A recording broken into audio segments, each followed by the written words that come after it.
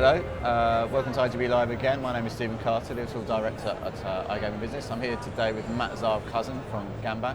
Welcome, Matt. Thanks for joining me. Thanks for having me, Steve. My first question would be, does gambling need to be treated in the same way as tobacco, do you feel? Well, gambling is certainly addictive and can do a considerable amount of harm, and what we've seen from the data is there's an increased risk of suicide attached to gambling compared to other addictions. So I think it certainly needs to be treated as a public health issue, and I think that's probably what was missing from the 2005 Gambling Act. I mean, it did seek to protect the young and vulnerable from harm, but I think we have to look at what measures we can do to reduce harm across the whole population. Okay. And what are your thoughts on industry's efforts to make gambling safer? I mean, is it a lost cause, do you feel? I think the industry is in a very difficult position, particularly the remote industry, because they're in a position now where they probably do acknowledge that they're getting too much of their gross revenue from people with gambling problems, and that isn't sustainable. And the conversations I have with industry executives suggest that, yes, we want to get that figure down. There's some debate about what that figure is. Some people put it as high as 60%, some less. But there's a consensus they need to get the figure down, but they're very hamstrung because they can't stand up in front of their shareholders and say we're going to reduce harm unilaterally, because they'll lose market share. Those customers will just go to other operators. So it really does need the regulator and the government to step up and implement measures across the whole sector to level the playing field. And the industry can have a part in engaging with that and engaging in what those policies are, but it does require, I think, regulation. So what needs to be done to make the online gaming market safer and fairer? I think it's very difficult to justify unlimited stakes online for slots, for example. So I think there needs to be a regulation of stakes and prizes online.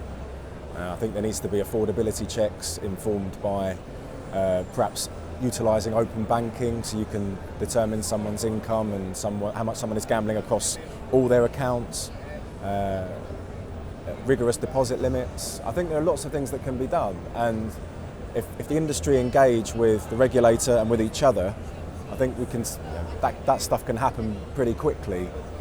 I also think that the levy needs to be at least 1% for research, education and treatment, and it's welcome that some of the larger operators in Britain have committed to that. I think obviously ensuring that self-exclusion is effective, and what we try to do is promote as many barriers as possible, so downloading blocking software like Gamban, GamStop, and transaction blocking through banks, so for people that are addicted, they can opt out. Okay, so do you feel the proposal set up by Tom Watson would effectively reset the market by making operators reapply for licences and establish an industry ombudsman? I think what we saw in 2014 was when the Remote Gambling Act came in, I think that there was so many operators that had been operating here before in what were called whitelisted jurisdictions, and there was a big rush to approve all of these licensees, and I don't think adequate due diligence was carried out at that point. I'm not saying that the larger operators ought to have to reapply for their licenses, but the ones that were licensed in 2014 in different jurisdictions, I think we're seeing now with the level of fines that are being imposed, actually perhaps mistakes were made in 2014 and these companies shouldn't have been licensed in the first place. I'm thinking of particularly operators that don't, for example, Sport Pacer, which has a partnership, I think, with Everton Football Club. They're licensed through a white label, through TGP, and really, these kind of deals that companies are doing with football clubs, very often they don't even have a presence in the UK.